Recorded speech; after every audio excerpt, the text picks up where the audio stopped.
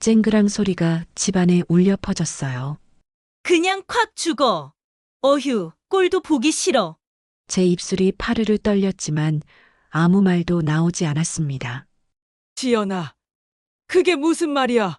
내가 왜 당신 같은 늙은이랑 살아야 하는데?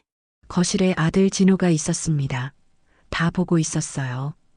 근데 진호는 그냥 고개를 돌리더니 방으로 들어가 버렸습니다. 그 순간 제 세상이 무너졌습니다.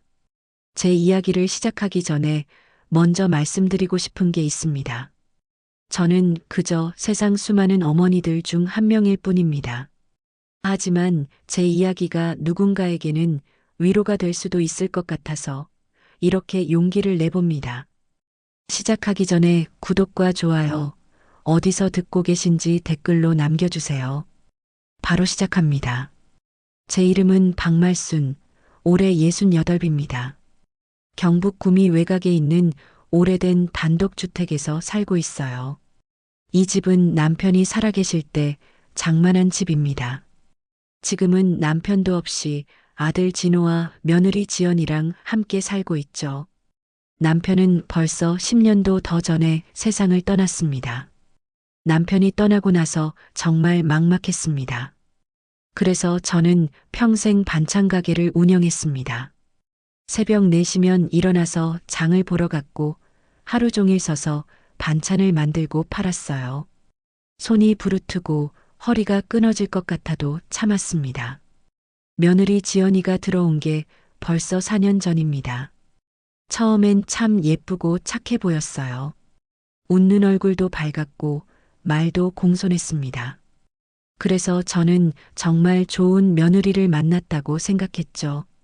근데 세월이 지나면서 뭔가 조금씩 달라지기 시작했어요.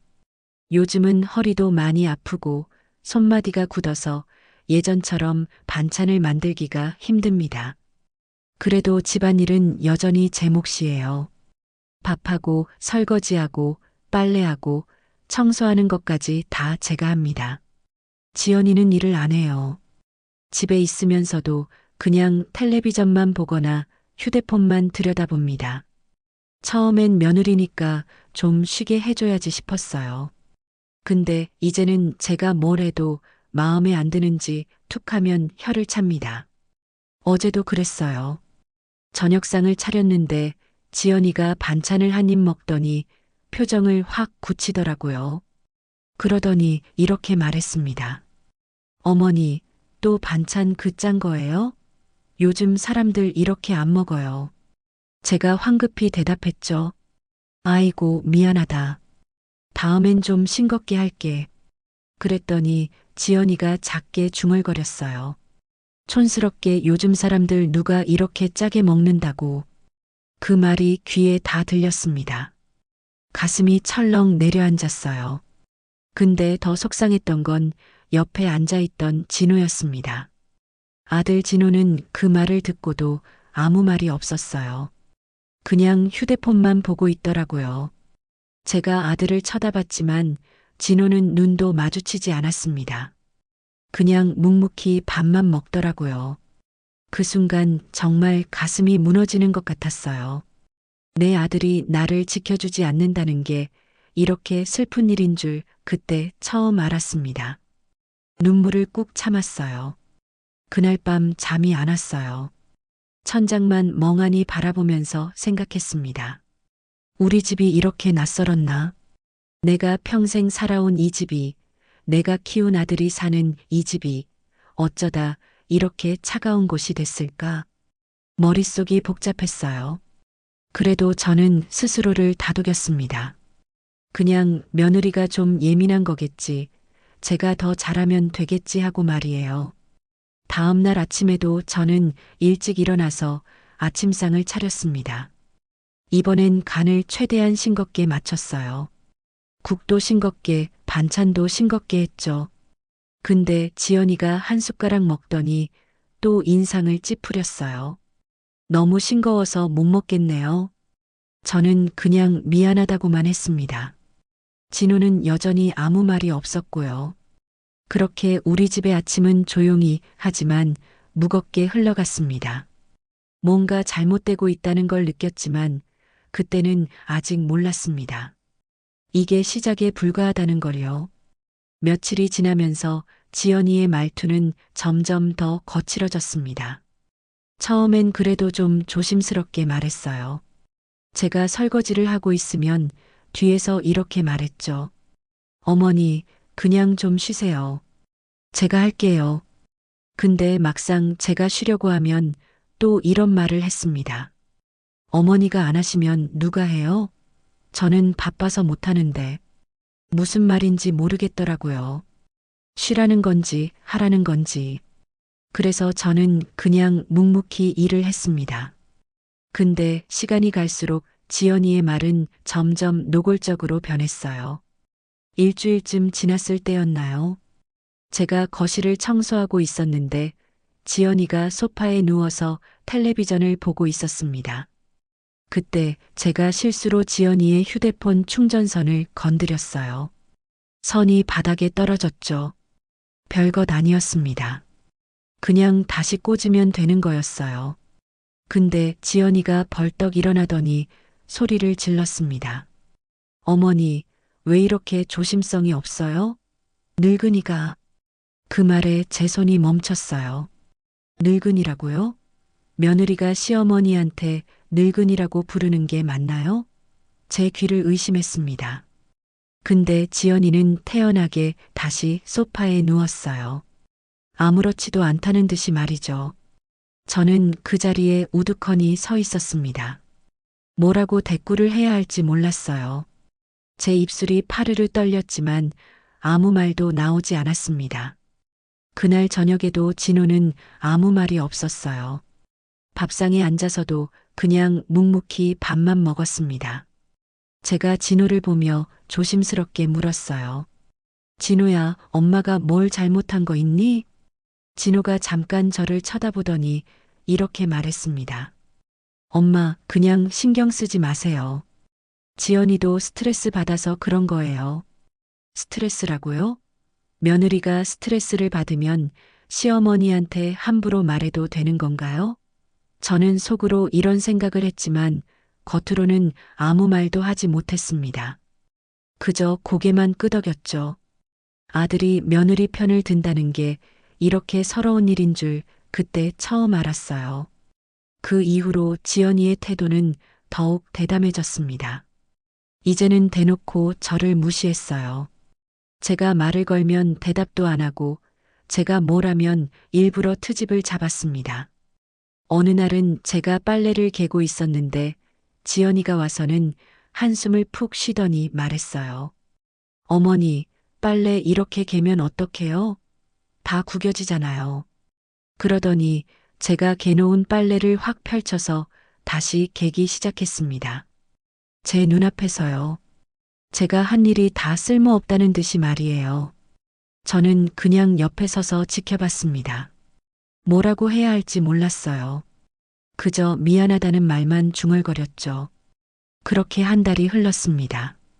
제 마음속에는 서러움이 쌓이고 또 쌓였어요. 근데 어느 날 정말 충격적인 일이 벌어졌습니다. 그날은 제가 저녁을 준비하고 있었어요. 된장찌개를 끓이고 있었는데 간을 보려고 국자로 국물을 떠서 맛을 봤습니다. 그때 지연이가 부엌으로 들어왔어요. 그러더니 제가 국자로 국물을 맛보는 걸 보고는 얼굴이 확 굳어졌습니다. 어머니, 뭐 하세요? 응, 간 보는 중이야. 국자로 직접 맛을 보세요. 그걸 다시 냄비에 넣으시게요? 아, 미안하다. 내가 깜빡했네. 다음부턴 조심할게. 그때였습니다. 지연이가 갑자기 제 손에서 국자를 확 빼앗더니 바닥에 던져버렸어요. 국자가 바닥에 떨어지면서 쨍그랑 하는 소리가 크게 울렸습니다. 저는 깜짝 놀라서 지연이를 쳐다봤어요. 지연이의 얼굴은 일그러져 있었습니다. 그냥 콱 죽어. 지연이가 소리쳤어요. 그 목소리가 너무 크고 날카로워서 제 귀가 멍했습니다. 어휴, 꼴도 보기 싫어. 저는 그 자리에 얼어붙었어요. 방금 제가 뭘 들은 건가요? 며느리가 시어머니한테 죽으라고 한 건가요? 제 입술이 바들바들 떨렸습니다. 지연아, 그게 무슨 말이야? 제 목소리는 겨우 나왔어요. 떨리는 목소리로 간신히 물었죠. 근데 지연이는 비웃듯이 저를 쳐다보더니 이렇게 말했습니다.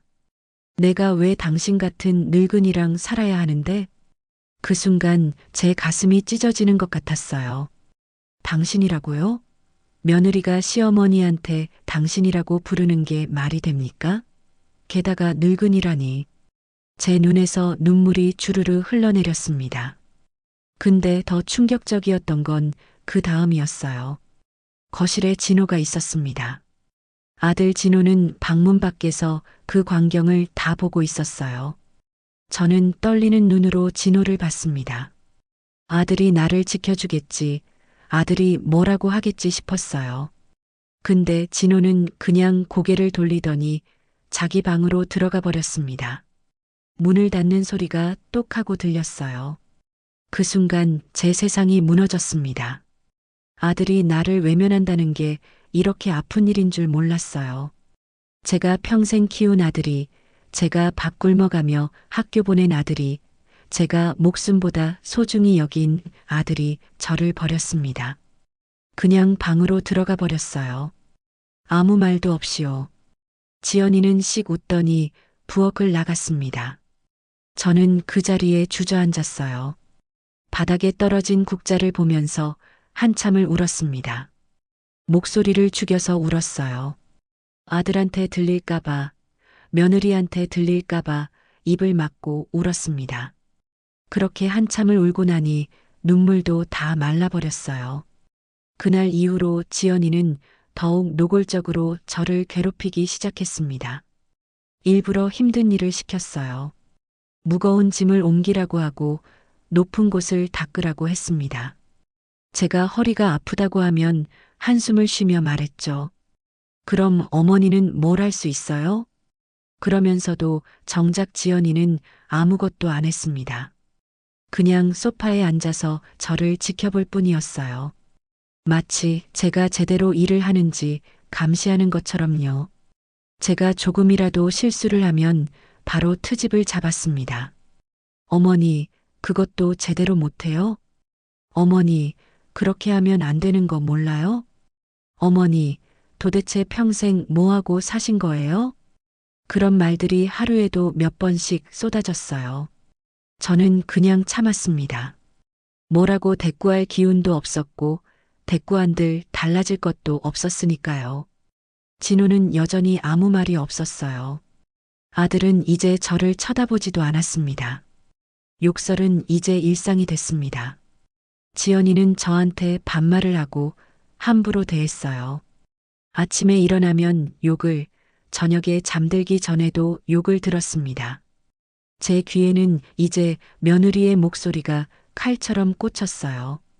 그 소리를 들을 때마다 제 가슴이 찢어지는 것 같았지만 저는 그저 참을 수밖에 없었습니다.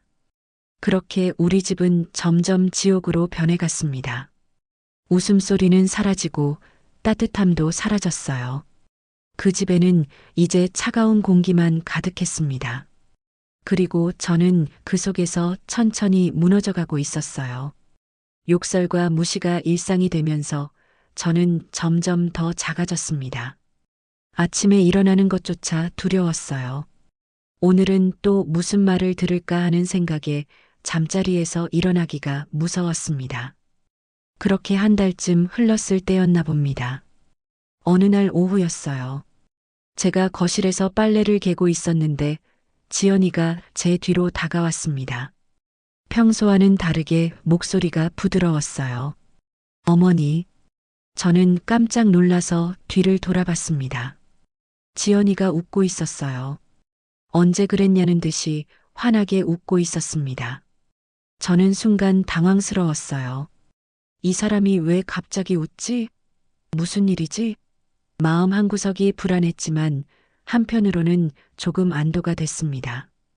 혹시 며느리가 마음을 고쳐먹은 건가 하는 기대가 살짝 생겼거든요. 어머니, 머리 너무 길었어요. 지연이가 제 머리를 가리키며 말했습니다. 사실 제 머리는 좀 길긴 했어요. 요즘 미용실 갈 엄두가 안 나서 그냥 질끈 묶고 다녔거든요. 돈도 아까웠고 몸도 힘들어서 미용실 가는 게 부담스러웠습니다. 제가 예쁘게 다듬어 드릴게요. 지연이가 말했습니다. 그 말을 듣고 저는 잠깐 망설였어요. 지연이가 저한테 친절하게 뭔가를 해주겠다는 게 의심스러웠거든요. 근데 지연이는 계속 웃으면서 말했습니다. 어머니, 제가 원래 미용사였잖아요. 걱정 마세요. 제가 잘해드릴게요. 그제야 생각났습니다. 맞아요. 지연이는 예전에 미용실에서 일했었어요. 진호가 처음 지연이를 데리고 왔을 때 그렇게 소개했었죠. 실력도 괜찮다고 했었고요. 그래서 저는 조심스럽게 고개를 끄덕였습니다. 아이고, 그래. 내가 해준다니 고맙네. 지연이는 저를 안방으로 데려갔어요. 그리고 방 한가운데 의자를 놓더니 제게 앉으라고 했습니다. 저는 의자에 앉았어요. 지연이는 제 어깨에 타월을 둘러주고 빗과 가위를 가져왔습니다. 그리고 제 머리를 천천히 빗기 시작했어요. 어머니, 얼마나 자를까요? 그냥 적당히만 해줘. 너무 짧지 않게. 네, 알았어요. 지연이의 손길이 부드러웠습니다.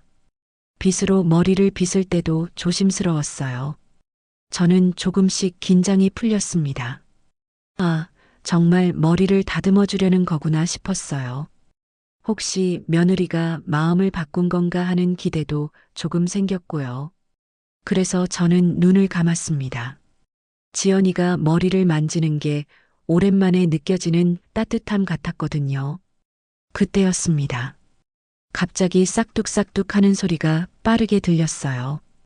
가위 소리가 너무 크고 빨랐습니다. 뭔가 이상하다 싶어서 저는 황급히 눈을 떴어요. 그리고 바닥을 봤습니다. 바닥에 제 머리카락이 수북이 쌓여 있었어요. 짧게 자른 정도가 아니었습니다. 긴 머리카락이 그대로 바닥에 떨어져 있었어요. 마치 누군가 머리카락을 통째로 잘라낸 것처럼요. 저는 깜짝 놀라서 손으로 제 머리를 만져봤습니다. 근데 머리카락이 느껴지지 않았어요. 머리를 만지면 머리카락이 만져져야 하는데 제 손에는 머리카락이 아니라 머리 피부가 만져졌습니다. 야, 이게 뭐야? 저는 소리쳤어요. 제 목소리가 떨렸습니다. 손으로 머리를 계속 만져봤지만 머리카락은 거의 다 잘려나가고 없었어요. 저는 황급히 거울을 찾았습니다. 방 한쪽에 있는 옷장 거울로 달려가서 제 모습을 봤어요. 거울 속에 비친 제 모습에 저는 숨이 멎는 줄 알았습니다. 제 머리가 거의 다 잘려 있었어요. 아니, 자른 정도가 아니었습니다. 삭발을 한 것처럼 머리카락이 거의 다 사라져 있었어요. 군인 머리보다도 더 짧았습니다. 여기저기 울퉁불퉁하게 잘려서 흉하기까지 했어요. 저는 그 모습을 보고 다리에 힘이 풀렸습니다. 지연아, 이게 대체 뭐야? 왜 이렇게 잘났어? 제가 돌아서서 지연이를 봤습니다. 지연이는 가위를 들고 서 있었어요. 그리고 웃고 있었습니다. 비웃고 있었어요. 제 모습을 보면서 킥킥거리고 있었습니다. 삭발했어요. 지연이가 태연하게 말했습니다. 왜요? 어머니는 이게 더 어울려요. 그 말을 듣는 순간 제 온몸이 얼어붙었습니다. 삭발이라고요? 제가 원해서 자른 것도 아니고 제가 동의한 것도 아닌데 머리를 밀어버렸다고요? 저는 말이 안 나왔어요. 입만 벙긋거릴 뿐 아무 소리도 나오지 않았습니다. 어머니, 괜찮아요. 어차피 늙으면 머리 안 중요하잖아요. 지연이가 또 말했습니다. 그러면서 바닥에 떨어진 제 머리카락을 발로 쓸어버렸어요. 마치 쓰레기를 치우듯이요.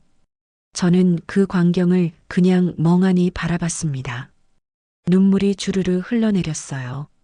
손으로 눈물을 닦으려 했지만 눈물은 계속 나왔습니다. 진호야. 저는 아들을 불렀습니다. 목소리가 쉬어서 잘 나오지 않았지만 최대한 크게 불렀어요. 진호는 거실에 있었습니다. 제 목소리를 들었을 겁니다. 근데 진호는 오지 않았어요. 저는 다시 한번 불렀습니다.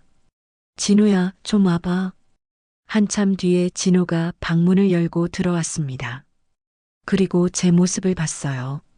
삭발당한 제 모습을 봤습니다. 저는 아들을 보며 울먹였어요. 진호야, 이게 무슨 짓이냐? 내 아내가 엄마 머리를 이렇게 만들었어. 진호는 잠깐 저를 쳐다보더니 지연이를 봤습니다. 지연이는 아무렇지 않은 표정으로 서 있었어요.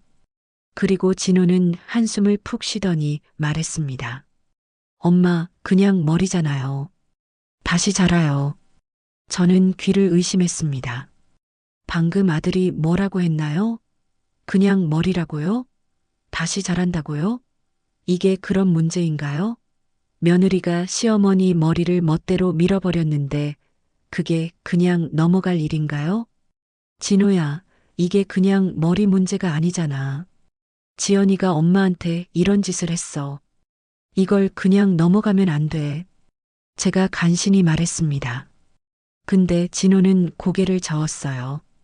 엄마, 지연이도 엄마 생각해서 그런 거예요. 엄마 머리 관리하기 힘드시잖아요. 무슨 소리야? 누가 내 머리 밀어달라고 했어? 제 목소리가 떨렸습니다. 분노와 서러움이 뒤섞여서 목이 메었어요. 근데 진호는 더 이상 아무 말도 하지 않았습니다. 그냥 방을 나가버렸어요. 지연이도 따라 나갔고요. 저는 그 방에 혼자 남았습니다. 바닥에는 제 머리카락이 수북이 쌓여 있었어요. 저는 그 머리카락을 보면서 주저앉았습니다. 바닥에 떨어진 제 머리카락을 손으로 쓸어 모았어요. 머리카락이 다 바닥에 떨어져 있었습니다. 쓰레기처럼 버려져 있었어요. 저는 그 머리카락을 끌어안고 울었습니다. 소리내서 울었어요. 목 놓아 울었습니다. 이제는 참을 수가 없었거든요. 그날 밤 저는 거울을 보지 못했습니다. 거울을 볼 용기가 나지 않았어요. 제 모습을 보면 또 울 것 같았거든요. 그래서 저는 그냥 방에 틀어박혀 있었습니다. 이불을 뒤집어 쓰고 조용히 울었어요. 내가 뭘 그렇게 잘못했을까? 제 입에서 나온 말은 그것뿐이었습니다. 정말 제가 뭘 그렇게 잘못한 걸까요? 아들을 키운 게 잘못인가요? 며느리를 받아들인 게 잘못인가요? 아니면 제가 늙은 게 잘못인가요? 저는 알 수가 없었어요. 그저 눈물만 흘렀습니다. 밤이 깊어갔지만 잠은 오지 않았습니다. 귀에서는 지연이의 말이 계속 맴돌았어요. 어머니는 이게 더 어울려요. 그 말이 칼처럼 제 가슴을 찔렀습니다. 그리고 아들의 말도 들렸어요. 그냥 머리잖아요. 그 말은 칼로 찌르고 소금을 뿌리는 것 같았습니다. 저는 그날 밤 알았습니다. 이제 이 집에서 제 자리는 없다는 걸요. 며느리에게도 아들에게도 저는 그저 짐일 뿐이라는 걸요. 그 사실이 너무나 슬펐습니다. 머리가 밀린 후 며칠이 지났습니다. 저는 밖에 나갈 수가 없었어요. 동네 사람들한테 이 꼴을 보이고 싶지 않았거든요. 그래서 집 안에만 있었습니다. 모자를 쓰고 다녔어요. 집 안에서도 모자를 벗지 못했습니다.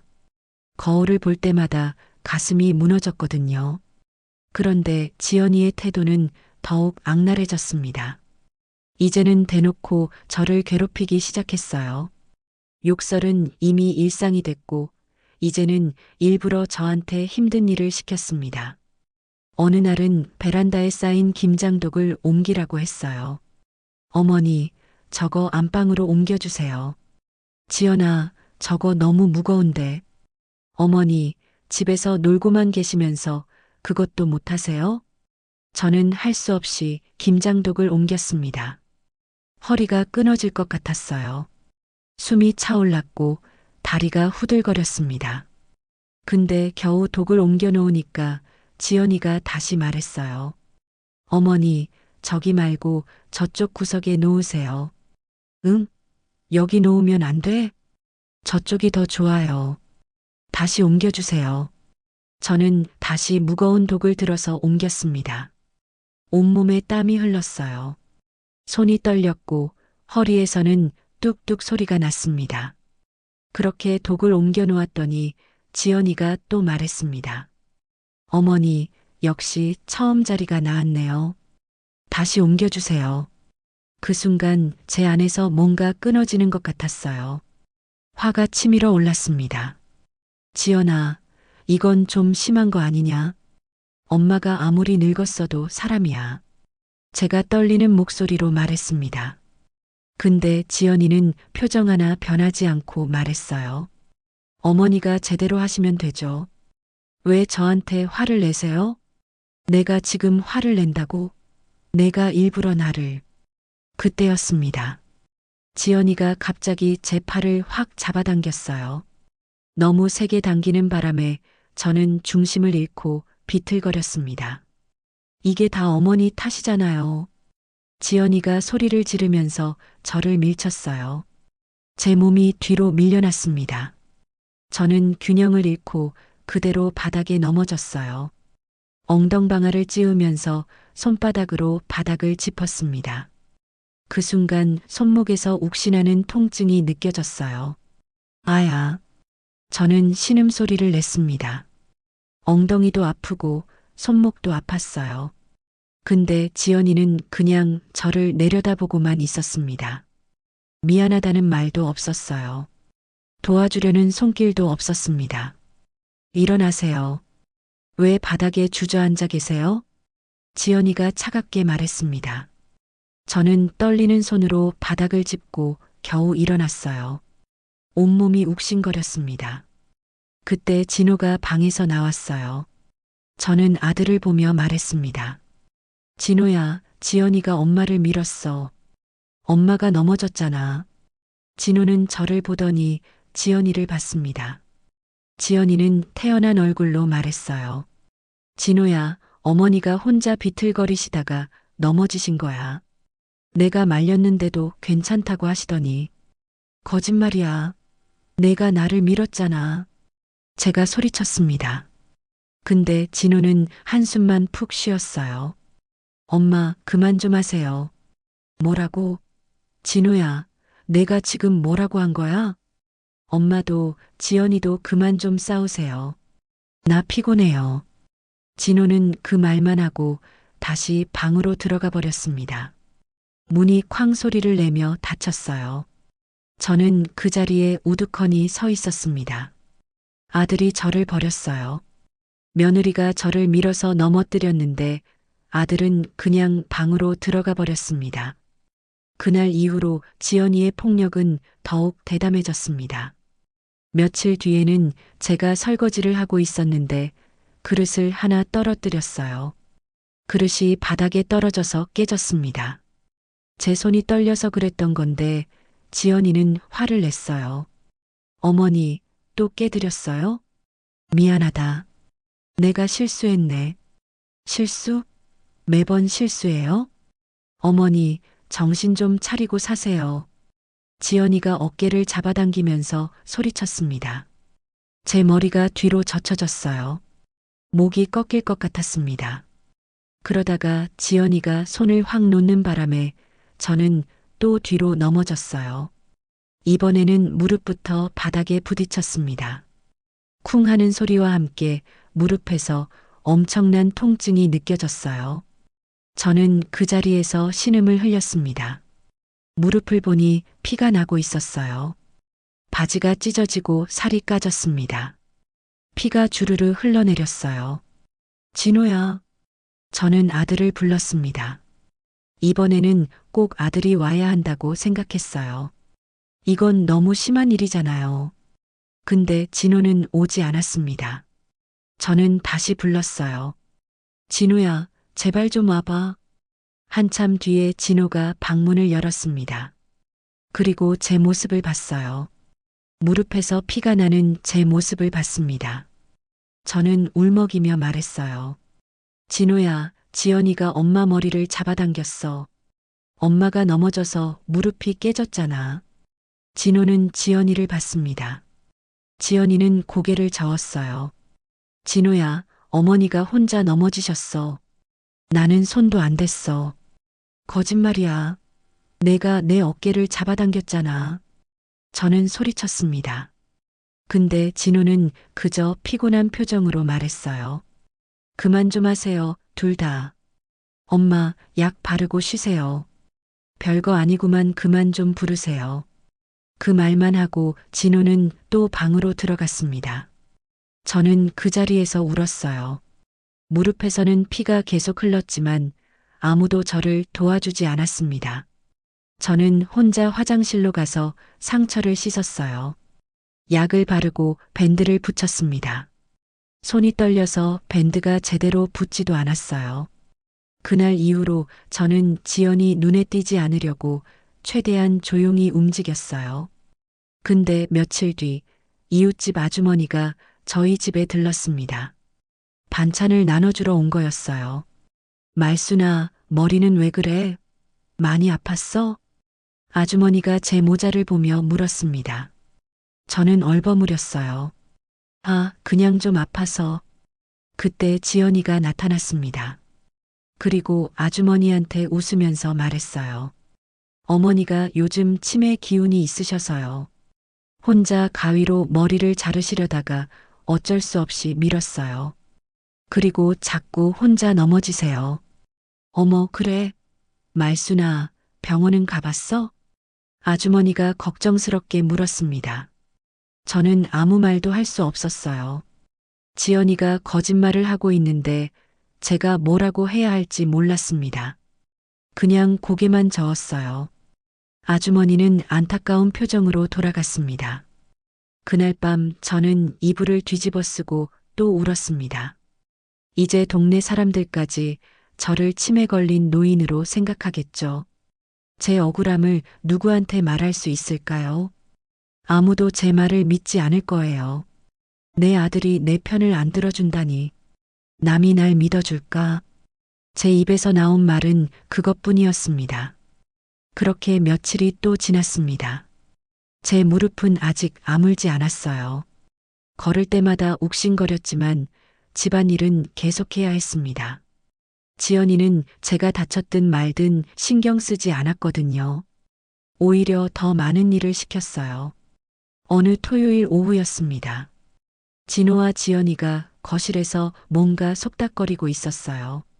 저는 부엌에서 설거지를 하고 있었는데 지연이가 저한테 다가왔습니다. 어머니, 우리 오늘 외식하러 갈 거예요. 아, 그래? 그럼 나도 준비할게. 제가 말하자 지연이가 손을 내저었어요. 아니요, 어머니는 빼고요. 응? 나는 왜? 어머니는 외식하는 거 싫으시잖아요. 집에서 편하게 쉬세요. 저는 어리둥절했습니다. 제가 언제 외식이 싫다고 했나요? 오히려 저는 가끔 밖에서 밥을 먹고 싶었어요. 집에서만 있으니까 답답했거든요. 근데 지연이는 제 대답도 듣지 않고 말을 이었습니다. 그리고 반찬도 없어요. 어머니 드실 거 없으니까 알아서 드세요. 반찬이 없다고? 그럼 내가 뭘 먹으라고? 어머니, 하루 정도 굶는다고 안 죽어요. 아니면 라면이라도 끓여 드세요. 지연이는 그 말만 남기고 방으로 들어갔습니다. 저는 냉장고를 열어봤어요. 정말 반찬이 하나도 없었습니다. 밥도 없었어요. 어제 남은 밥을 지연이가 다 버렸나 봅니다. 라면은 있었지만 저는 라면을 먹으면 속이 안 좋았거든요. 잠시 후 진호가 나왔습니다. 말끔하게 옷을 입고 향수까지 뿌렸어요. 저는 아들한테 말했습니다. 진호야, 엄마도 같이 가면 안 될까? 진호는 잠깐 저를 보더니 말했어요. 엄마, 오늘 좀 쉬어요. 우리 늦게 올 거예요. 그래도 엄마 혼자 집에 있으면. 엄마 어른이잖아요. 괜찮아요. 진호는 그 말만 하고 현관으로 갔습니다. 지연이도 나왔고요. 둘은 신발을 신으면서 킥킥거리며 웃었어요. 마치 데이트를 나가는 연인처럼요. 문이 쾅 소리를 내며 닫혔습니다. 저는 텅 빈 집에 혼자 남았어요. 시계를 보니 오후 5시였습니다. 저는 소파에 앉아서 멍하니 있었어요. 배가 고팠지만 먹을 게 없었습니다. 라면을 끓일까 하다가 그만뒀어요. 해가 지고 어둠이 내렸습니다. 시계는 어느새 8시를 가리키고 있었어요. 진호와 지연이는 아직 안 왔습니다. 전화도 없었고요. 저는 그냥 거실에 앉아서 텔레비전을 켰습니다. 근데 무슨 내용인지 하나도 들어오지 않았어요.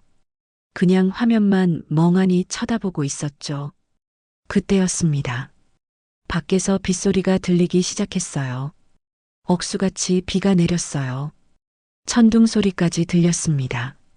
번개가 번쩍이면서 집안을 환하게 비췄죠. 그런데 갑자기 천장에서 뭔가 떨어지는 소리가 들렸습니다. 똑똑똑. 규칙적인 소리였어요.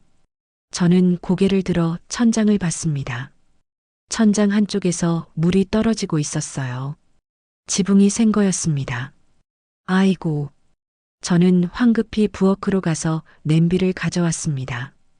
물이 떨어지는 곳에 냄비를 놓았어요. 물방울이 냄비에 떨어지면서 딩동딩동 소리를 냈습니다. 저는 그 소리를 들으며 소파에 다시 앉았습니다. 비는 계속 내렸어요. 냄비에 물이 점점 차올랐습니다. 저는 중간중간 냄비를 비우러 화장실에 다녀와야 했어요. 그렇게 냄비를 들고 오가면서 저는 생각했습니다. 이게 가족인가? 제 입에서 저절로 나온 말이었어요. 이게 정말 가족이 맞나요? 가족이라면 함께 밥을 먹어야 하는 거 아닌가요? 가족이라면 비 오는 날 혼자 집에 있는 노인을 두고 가면 안 되는 거 아닌가요? 가족이라면 서로를 아껴줘야 하는 거 아닌가요? 어쩌다 이렇게 됐지. 또 한 번 중얼거렸습니다. 눈물이 주르르 흘러내렸어요. 저는 울고 싶지 않았는데 눈물이 멈춰지지 않았습니다. 비 오는 소리와 함께 제 울음소리가 집안에 울려 퍼졌어요. 그때 현관 쪽에서 소리가 들렸습니다. 뭔가 우편함에 떨어지는 소리였어요. 저는 눈물을 닦고 현관으로 갔습니다. 우편함을 열어보니 등기우편이 들어 있었어요. 노란 봉투였습니다. 저는 봉투를 들고 거실로 돌아왔습니다. 등기라니 무슨 등기일까 싶었어요. 봉투를 뜯어봤습니다. 안에는 서류가 들어 있었어요. 서류를 꺼내서 읽기 시작했습니다. 건물 등기 관련 서류였습니다. 제 손이 떨렸어요. 이 건물은 남편이 살아계실 때 장만한 거였습니다. 남편은 평생 열심히 일해서 돈을 모았고 그 돈으로 구미 시내에 작은 상가 건물을 하나 샀어요. 세를 놓으면 월세가 꽤 나오는 건물이었죠. 남편은 돌아가시기 전에 제게 말했었습니다. 말순아, 이 건물은 나중에 진호한테 줘. 우리 아들이 이걸로 잘 살았으면 좋겠어. 저도 그렇게 하려고 했어요. 진호가 결혼하고 좀 안정이 되면 건물을 물려주려고 했습니다. 아들이 힘들 때 이 건물이 도움이 될 거라고 생각했거든요. 그래서 저는 명예 이전 서류를 준비해뒀었어요. 근데 지금 제 손에 들린 이 서류는 명예 이전 확인서였습니다. 건물이 완전히 제 명의로 등록됐다는 내용이었어요. 아직 진호한테 넘어가지 않은 겁니다. 저는 서류를 자세히 읽어봤습니다. 남편 명의에서 제 명의로 넘어온 건물이었습니다. 남편이 돌아가신 후 법적으로 자동으로 제게 상속됐던 거였어요. 저는 그걸 미처 몰랐습니다. 그냥 남편 명의인 줄로만 알았거든요. 근데 이미 오래전에 제 명의로 바뀌어 있었던 겁니다. 저는 그 서류를 꼭 쥐었습니다. 손이 떨렸어요. 이 건물은 아직 제 거였습니다. 진호한테 넘어가지 않았어요. 며느리도 아들도 이 사실을 모를 겁니다. 저는 서류를 가슴에 안았습니다. 그 순간 제 머릿속에 한 가지 생각이 떠올랐어요. 그래, 이젠 나를 위한 세상을 만들어야지. 제 입에서 나온 말이었습니다. 저는 더 이상 당하고만 있을 수 없었어요. 아들도 며느리도 저를 사람 취급하지 않습니다. 그렇다면 저도 이제 제 길을 가야 하는 게 아닐까요? 그날 밤 진호와 지연이는 새벽 1시가 넘어서야 돌아왔습니다. 술 냄새를 풍기며 킥킥거리면서 들어왔어요. 저는 그때까지 잠을 못 자고 있었습니다. 손에는 여전히 그 등기 서류가 들려 있었어요. 둘은 제가 거실에 앉아 있는 걸 보고도 인사 한마디 없이 그냥 방으로 들어갔습니다. 저는 그 서류를 방으로 가져가서 옷장 깊숙한 곳에 숨겨뒀습니다. 아무도 모르게요. 그리고 이불 속에 누워서 생각했어요. 머릿속이 복잡했지만 한 가지는 분명했습니다. 이제는 제가 움직여야 한다는 거였어요. 다음 날 아침 일찍 일어났습니다. 평소보다 더 일찍 일어났어요. 진호와 지연이가 아직 자고 있을 시간이었죠. 저는 조용히 옷을 갈아입고 가방을 챙겼습니다. 그리고 현관문을 살짝 열고 밖으로 나갔어요.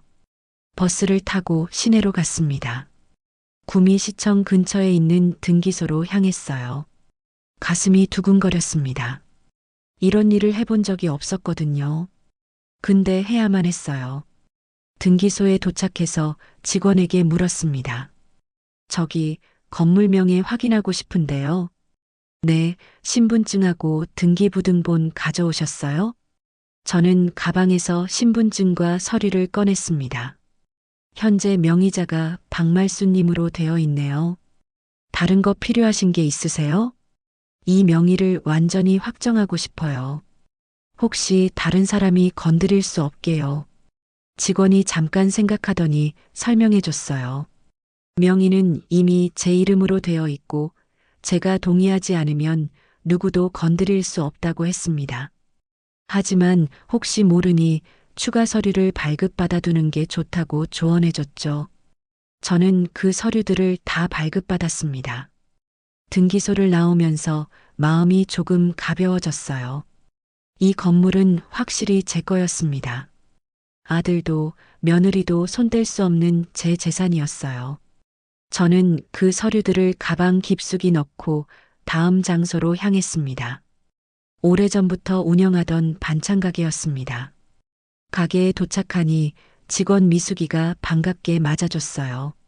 사장님, 오늘은 어쩐 일이세요? 미숙아, 나 너한테 할 말이 있어. 저는 미숙이를 앉혔습니다. 그리고 천천히 말했어요. 미숙아, 나 이제 가게 정리하려고 해. 네. 사장님, 갑자기 왜요? 이제 그만할 때가 된 것 같아. 나이도 있고 몸도 힘들고. 미숙이는 놀란 표정이었지만 저는 이미 결심한 일이었습니다. 사실 반찬 가게는 그동안 큰 수익을 내지 못했어요. 그저 아들 뒷바라지 하려고 악착같이 버텨온 거였죠. 근데 이제는 그럴 필요가 없었습니다. 미숙아, 너 이 가게 인수할 생각 없니? 저요? 응, 넌 여기서 오래 일했잖아. 손님들도 너 좋아하고. 싸게 넘겨줄게. 미숙이는 고민하더니 고개를 끄덕였습니다. 가게를 하고 싶었지만 돈이 없어서 못했다고 했어요. 저는 미숙이와 금액을 상의했습니다. 시세보다 훨씬 싸게 넘기기로 했어요. 미숙이가 고마워하며 울먹였습니다. 사장님, 정말 감사해요. 제가 꼭 잘할게요. 그래, 너라면 잘할 수 있어. 근데 미숙아, 이 일은 아무한테도 말하지 마. 특히 우리 아들한테는 절대 말하면 안 돼. 네, 알겠어요. 비밀로 할게요. 가게 정리를 끝내고 저는 다시 버스를 탔습니다. 이번엔 법무사 사무소로 향했어요. 전화번호부에서 찾은 곳이었습니다. 사무소에 들어가니 중년 남자 변호사가 맞아줬습니다. 무슨 일로 오셨어요? 유언장을 작성하고 싶어요. 변호사는 고개를 끄덕이며 저를 앉혔습니다. 그리고 여러 가지를 물었어요. 재산이 얼마나 되는지, 가족 관계는 어떤지, 왜 유언장을 쓰려고 하는지. 저는 솔직하게 다 말했습니다. 제가 겪은 일들을요. 며느리한테 당한 일, 아들이 저를 외면한 일, 모든 걸 말했어요. 변호사는 심각한 표정으로 듣더니 말했습니다. 그건 명백한 학대입니다. 고소하실 수도 있어요. 아니요, 고소는 안 할 거예요. 그냥 제 방식대로 하고 싶어요. 변호사는 이해한다는 듯 고개를 끄덕였습니다. 그리고 유언장 작성을 도와줬어요. 저는 제 재산 중 일부는 동네 복지관에 기부하기로 했습니다. 아들한테는 단 한 푼도 주지 않기로요. 그리고 한 가지 더요. 네, 말씀하세요. 제 집에서 아들 부부를 내보낼 방법이 있을까요? 변호사는 잠깐 생각하더니 설명해 줬습니다. 집 명의가 제 거라면 퇴거 요청을 할 수 있다고 했어요. 다만 법적 절차를 밟아야 한다고 했죠. 저는 그 절차에 대해 자세히 물었습니다. 변호사는 친절하게 다 설명해 줬어요. 사무소를 나올 때는 해가 벌써 기울고 있었습니다. 저는 버스를 타고 집으로 돌아왔어요. 가슴이 두근거렸지만 이상하게 후련했습니다. 뭔가 제대로 된 일을 하고 있다는 느낌이 들었거든요. 집에 도착하니 지연이가 거실에 있었습니다. 저를 보더니 물었어요. 어머니, 어디 갔다 오세요? 응, 그냥 좀 나갔다 왔어. 어디를 갔다 오셨냐고요? 지연이의 목소리가 날카로웠습니다. 근데 이상했어요. 예전 같았으면 움츠러들었을 텐데 이제는 그렇지 않았습니다. 저는 담담하게 대답했어요. 내 일이니까 내가 알 필요 없어. 뭐라고요? 지연이가 눈을 부라렸습니다. 근데 저는 더 이상 무섭지 않았어요. 오히려 지연이가 불안해 보였습니다. 제가 달라진 걸 느낀 거였죠. 저는 아무 말 없이 방으로 들어갔습니다. 그리고 가방에서 서류들을 꺼내 옷장에 숨겼어요. 유언장 사본도, 건물 등기 서류도, 가게 양도 계약서도 모두요. 이제 준비는 끝났습니다. 거울을 봤습니다. 짧게 밀린 머리를 한 제 모습이 비쳤어요. 예전 같았으면 울었을 겁니다. 근데 이제는 아니었어요. 이제 시작이야. 제 입에서 나온 말이었습니다. 잠들어 있던 분노가 깨어났어요. 그리고 그 분노는 저를 움직이게 만들었습니다. 일주일쯤 지났을 때였습니다. 어느 날 오후 진호와 지연이가 거실에서 뭔가 심각하게 얘기하고 있었어요. 저는 부엌에서 설거지를 하고 있었는데 둘의 목소리가 점점 커지는 게 들렸습니다. 이게 대체 무슨 일이야? 진호의 목소리였어요. 화가 난 것 같았습니다. 저는 설거지를 멈추고 귀를 기울였어요. 당신이 확인을 안 했잖아. 건물 명의가 어머니로 되어 있다니. 지연이의 목소리도 날카로웠습니다. 제 심장이 두근거리기 시작했어요. 둘이 건물 얘기를 하고 있었습니다. 어떻게 알았을까요? 제가 조심했는데 말이에요. 엄마, 진호가 저를 불렀습니다. 목소리가 다급했어요. 저는 부엌에서 나와 거실로 갔습니다. 진호와 지연이가 소파에 앉아 있었고 테이블 위에는 등기부등본이 놓여 있었어요. 둘이 인터넷으로 조회해 본 것 같았습니다. 엄마, 이게 뭐예요? 진호가 서류를 들어보이며 물었습니다. 저는 침착하게 대답했어요. 그게 뭔데? 건물이요. 아빠가 남기신 그 건물. 왜 어머니 명의로 되어 있어요? 그게 원래 내 명의야. 내 아버지가 돌아가시고 나서 법적으로 나한테 상속된 거란다. 제 대답에 지연이가 벌떡 일어섰습니다. 이게 뭐야? 어머니, 그 건물 우리 주신다고 하지 않으셨어요? 그래, 예전에는 그럴 생각이었지. 예전에는요? 그럼 지금은요? 지연이의 목소리가 점점 높아졌습니다. 저는 조용히 그들을 바라봤어요. 가슴속에서 무언가가 끓어오르는 게 느껴졌습니다. 지금은 생각이 바뀌었어. 이제 안 준다. 뭐라고요? 지연이가 소리쳤습니다. 진호도 놀란 표정이었어요. 저는 계속 말했습니다. 그 건물은 내 아버지가 평생 고생해서 마련한 거야. 나도 반찬 가게 하면서 악착같이 돈 모아서 보탠 거고. 근데 너희한테 줄 수가 없더라. 엄마, 무슨 소리예요? 아버지가 나한테 주라고 하셨잖아요. 진호가 항변했습니다. 저는 고개를 저었어요. 내 아버지는 내가 효자일 거라고 믿으셨어. 근데 넌 아니더라. 내 엄마가 며느리한테 맞고 모욕당하고 머리 밀리고 쫓겨나다시피 하는데도 넌 아무것도 안 했잖아. 엄마, 진호야, 넌 내 편을 한 번도 들어준 적이 없어. 지연이가 나한테 뭘 해도 넌 그냥 방으로 들어가 버렸지. 그게 아들이 할 짓이냐? 제 목소리가 떨렸습니다. 쌓여있던 감정들이 터져 나왔어요. 진호는 아무 말도 하지 못했습니다. 그때 지연이가 제 앞으로 다가왔어요. 어머니, 농담이시죠? 설마 진짜 안 주시려는 건 아니죠? 농담 아니야. 진짜야. 어머니. 지연이의 얼굴이 일그러졌습니다. 그러더니 갑자기 제 팔을 확 잡았어요. 어머니, 정신 차리세요. 그 건물은 원래 우리 거예요. 너희 거라고? 웃기는 소리 하지 마. 명의가 내 이름으로 되어 있는데 무슨 소리야. 저는 지연이의 손을 뿌리쳤습니다. 지연이는 더욱 흥분했어요. 얼굴이 새빨개졌습니다. 어머니가 그걸 관리할 수 있어요? 어머니가 뭘 할 수 있는데요? 너희보다는 낫지.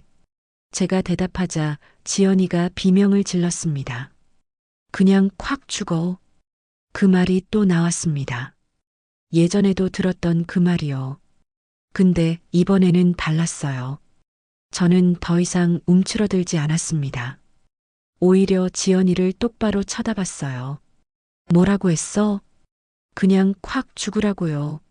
어휴, 정말 꼴도 보기 싫어. 지연이가 다시 소리쳤습니다. 저는 한 걸음 앞으로 나아갔어요. 제 눈빛이 차갑게 변한 게 느껴졌습니다. 지연아, 내가 너한테 당한 거 다 기억해. 내 머리 민 것, 나를 밀쳐서 넘어뜨린 것, 머리채 잡아당긴 것, 욕한 것, 다 기억한다고. 그게 어쨌다는 거예요? 너희가 내 심장도 다 잘랐어. 내 머리 밀 때, 그때 내 마음도 함께 잘렸다고. 근데 그땐 몰랐지?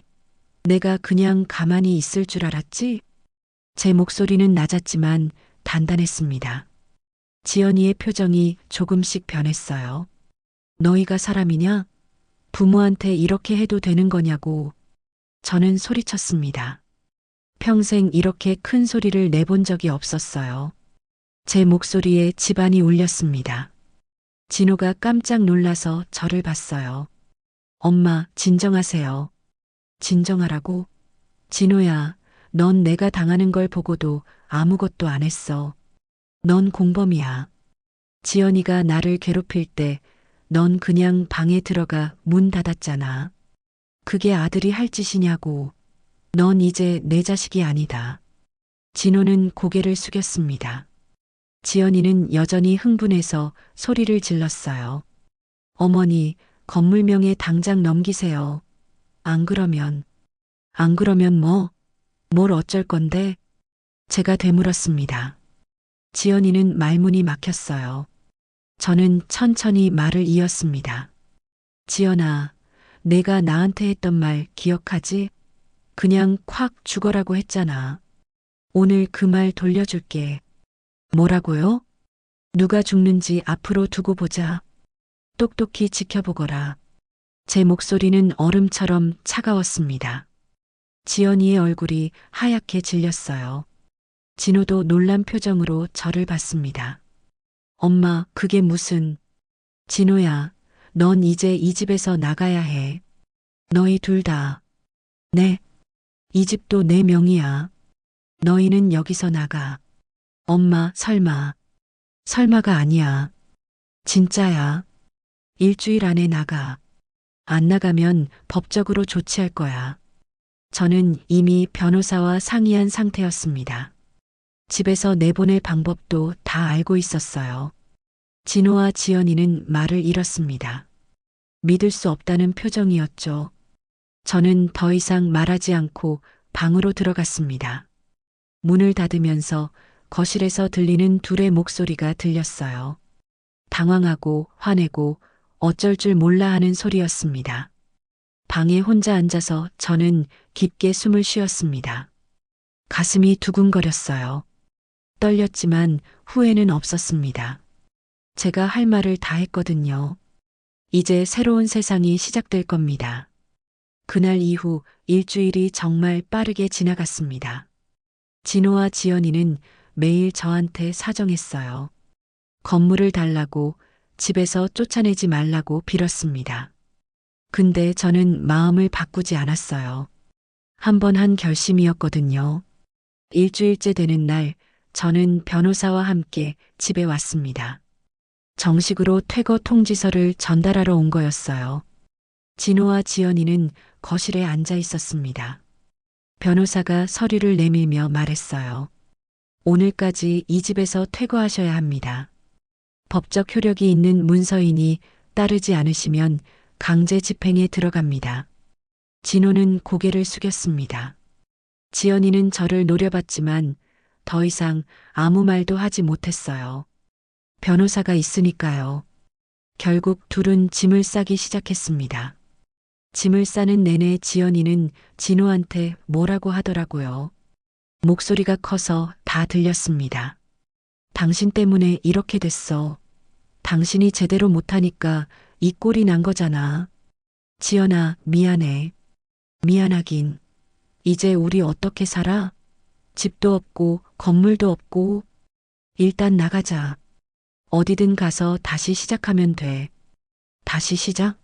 당신이랑은 못 살겠어. 나 이혼할 거야. 그 말이 들렸을 때 진호의 얼굴이 창백해졌어요. 저도 놀랐습니다. 설마 이혼까지 갈 줄은 몰랐거든요. 근데 지연이는 진심이었나 봅니다. 지연아, 그게 무슨 소리야? 나 진심이야.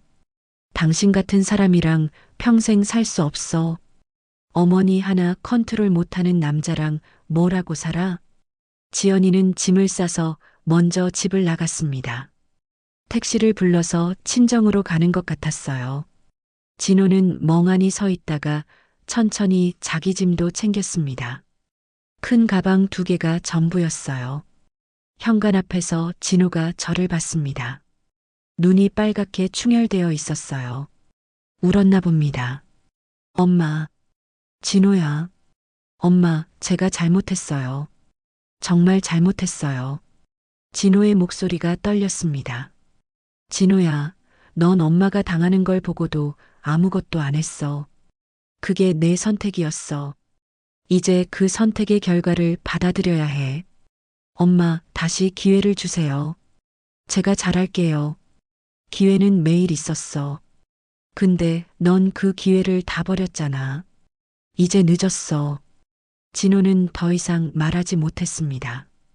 그냥 고개를 숙이고 집을 나갔어요. 무거운 가방을 들고 터벅터벅 걸어가는 뒷모습이 보였습니다. 조금 불쌍했지만 저는 눈물을 흘리지 않았어요. 이미 다 흘렸거든요. 집에 혼자 남았습니다. 텅 빈 집이 이렇게 조용할 수가 없었어요. 근데 이상했습니다. 외롭지 않았어요. 오히려 평화로웠습니다. 더 이상 욕설도 없고 폭력도 없고 무시도 없었어요. 저는 소파에 앉아서 한참을 그렇게 있었습니다. 며칠 후 저는 동네 유기견 보호센터를 찾아갔습니다. 예전부터 가보고 싶었던 곳이었어요. 센터에는 많은 강아지들이 있었습니다. 짖는 소리, 꼬리 흔드는 모습들이 보였죠. 어떤 아이를 찾으세요? 직원이 물었습니다. 저는 천천히 둘러봤어요. 그러다가 한켠에 조용히 앉아 있는 강아지를 발견했습니다. 흰색 털에 갈색 얼룩이 있는 중형견이었어요. 다른 강아지들처럼 짖지도 않고 그냥 조용히 앉아서 저를 쳐다보고 있었습니다. 저 아이는 어떤 아이예요? 아, 저 아이는 복돌이에요. 버려진 지 2달 됐는데 워낙 조용해서 입양이 잘 안 됐어요. 저는 복돌이 앞으로 다가갔습니다. 복돌이는 저를 올려다봤어요. 그 눈빛이 왠지 제 마음과 닮아 있는 것 같았습니다. 외롭고 쓸쓸하지만 그래도 희망을 잃지 않은 눈빛이요. 이 아이로 할게요. 정말요? 감사합니다. 직원이 기뻐하며 서류를 준비했습니다. 저는 복돌이를 데리고 집으로 돌아왔어요. 복돌이는 집에 들어오더니 이리저리 둘러봤습니다. 그러더니 제 발치에 앉았어요. 저는 복돌이 머리를 쓰다듬었습니다. 복돌아, 이제 나에게 자식은 너뿐이다. 복돌이가 꼬리를 살랑살랑 흔들었어요. 저는 그 모습을 보며 미소 지었습니다. 정말 오랜만에 짓는 미소였어요. 그날 이후 저는 매주 센터에 가서 봉사활동을 시작했습니다. 강아지들 밥 주고 산책시키고 청소하고요. 힘들었지만 행복했어요. 누군가 저를 필요로 한다는 게 이렇게 좋은 일인지 몰랐습니다. 집에서는 복돌이와 함께 조용한 시간을 보냈어요. 텔레비전도 보고 책도 읽고 산책도 다녔습니다. 복돌이는 참 착한 아이였어요. 제 곁을 한시도 떠나지 않았거든요. 어느 날 저녁이었습니다. 창문 밖을 보니 바람이 잔잔히 불고 있었어요. 저는 창가에 앉아서 밖을 바라봤습니다. 복돌이는 제 발치에 누워 있었고요. 그날의 욕설들이 생각났습니다. 그냥 콱 죽어. 그 말이 얼마나 저를 아프게 했는지 몰라요. 근데 이제는 그 말이 메아리처럼 사라졌습니다. 더 이상 제 귀에 들리지 않았어요. 대신 제 마음속에는 평화가 깃들었습니다. 제 인생이 이렇게 바뀔 줄 누가 알았겠어요. 그토록 아끼던 아들을 보내고 평생 지켜온 가족을 포기하게 될 줄 누가 알았겠습니까? 근데 후회는 없습니다. 복돌이를 쓰다듬으며 생각했습니다. 인생은 참 알 수 없는 것 같아요. 때로는 모든 걸 잃어야 진짜 소중한 걸 찾는 법인가 봅니다. 저는 가족을 잃었지만 제 자신을 찾았거든요. 여러분, 혹시 지금 누군가에게 무시당하고 계신가요? 혹시 가족에게 상처받고 계신가요? 참지만 마세요. 당신도 소중한 사람입니다. 당신도 행복할 자격이 있어요. 저처럼 말이에요. 제 이야기는 여기까지입니다. 들어주셔서 감사합니다.